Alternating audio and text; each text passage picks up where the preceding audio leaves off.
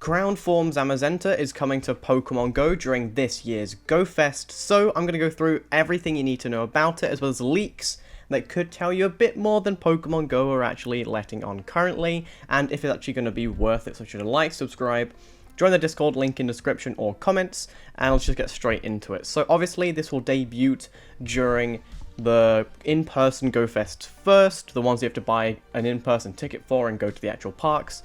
And then it will debut during Global Go Fest on Saturday, with Zacian taking over in raids on Sunday, which we'll talk about a bit more in detail a bit later.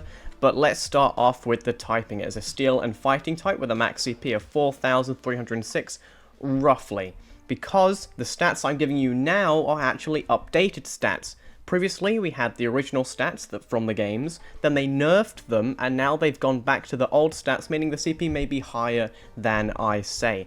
So it's got a stamina of 192, an attack of 250, and a whopping defense stat of 292 with a 20km buddy walk candy distance.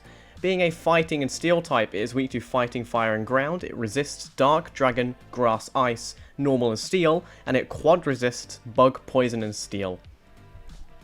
So obviously, leaks have also said that these moves have been recently edited, so halfway through recording this video, I've actually have to go back and re-record it because the charged attacks have been altered for the release of this Pokemon. Obviously, so we're going to have Moonblast, Close Combat, and Giga Impact, as well as obviously Behemoth Bash, and with fast attacks of Metal Claw and Ice Fang. As a fighting type attacker, don't even bother trying to use it, even though it has the fighting type. It doesn't have any decent fighting type movesets compared to any of the other ones. But it may be a top 10 steel type attacker with Behemoth Bash, but if you're using a steel type attacker, I recommend using Zacian, which we'll talk about in the next video. Right, PvP.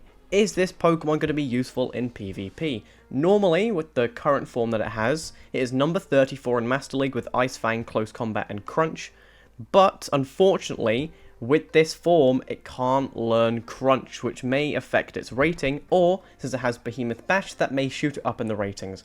I believe it will probably be better in Master League, but I'm unsure. Zacian will most likely be better in Master League if you compare them together, but it can still be pretty useful unless I'm completely wrong and Behemoth Bash ends up being useless. Right.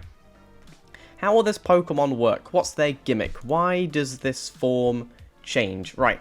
First of all, when you do a Crown form raid, it will go back to the regular form, so the forms that we're used to in Pokemon Go, and you'll get some sort of energy that won't take any item bag space, and you'll need an X amount of energy to make them go to the Crown form, kind of similar to Necrozma with Fusion, but you don't actually need another Pokemon to do it.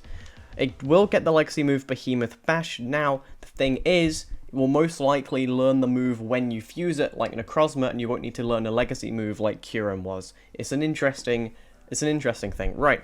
What will be the adventure effect for this thing? It has been leaked, and it will be an overall defense boost. Now, they haven't got any specifics as how much defense it gives you. If it gives you defense in everything like PvP, Team Rocket fights, raids, max battles, I don't know how far it extends. We'll get more details on that in the future, so turn on notifications for that, because I'll go through leaks in the future leading up to Go Fest. But a defense boost overall could be pretty useful. So, in summary, is it worth powering up? I believe yes, it is worth powering up, but if you have the option between that and Zacian, I recommend choosing Zacian because it is just almost better in every way.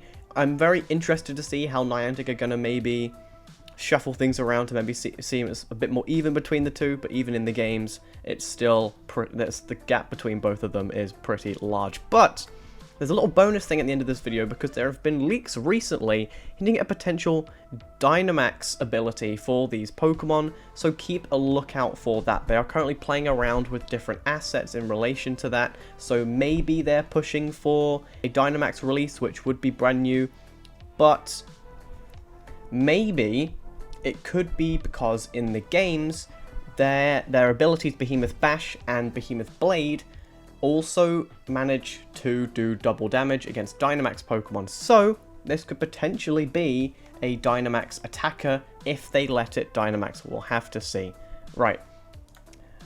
Personally, I think the adventure effect as for attack and defense, if they do it in Dynamax battles, it would make more sense since their moves in the games have relation to Gigantamax and Dynamax, but we'll have to see how that goes. So make sure to like, subscribe, turn on notifications if you don't want to miss the Zacian video, which will be coming out in a couple of days, and I'll see you guys in the next one. Peace.